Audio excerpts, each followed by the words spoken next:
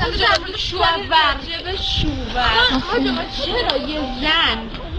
چرا یه مرد میتونه 5 تا زن بگیره ولی یه زن تو منو میگیری؟ حاج آقا منو نمیگیره ولی منو نمیگیره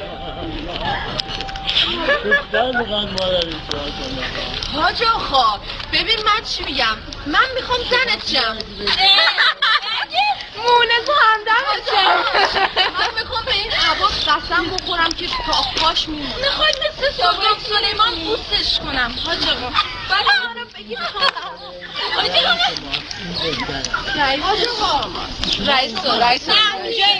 حاج آقا النکاح و سنتی بعدش خوش بالا بعدش خوش باقال مدرسه 17 ساله فقط باشن با بچه‌هاش حاج آقا چادری خوشت اومده منم اب نداره اینجوری بگیر ثوابه منو بگیری نه دست را خوشت اومده هاشی چادری بینم خوششایت حاج آقا فقط من میخواستم به این عباد قسم بخورم این باید مامان صحبت حاجی میگن حاجی تکون حاجی تکون حاجی زردالو ها رو به تکون این قضیه نه اینها اینجا ما اینجا مدرسه حاجی با حاجی آهنگ بخونیم حاجی منم حرالستان با جماعت مرالستان جندر زن اخویم حرام بهش حاج آقا میشه یه شعر بخونیم حاج آقا بیدارم شعر بخونیم حاج آقا میگن تو باغ میرن تر میشن منو میبینن خر میشن این معنیش یعنی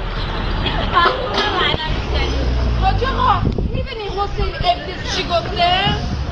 میگه به این جماعت امید بده بجوش کنده رابیا بقیهشو بگم رابیا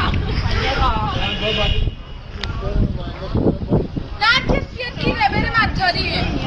حاج آقا دادا بریم مجاری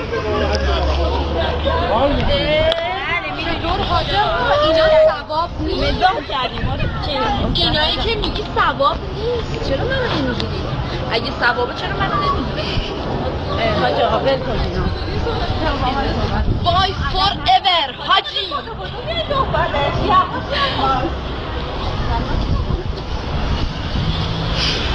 بدونی پشت چادر چه چیزایی داره افتاده دنبال اون پشت چادرش همه چی از آرزو میگی نه ببین برو خونه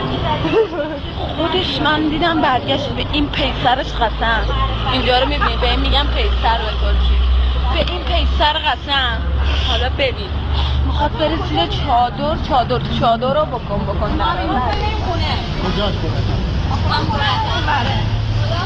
خدا بزار خونه اون خانم کدوم داره ما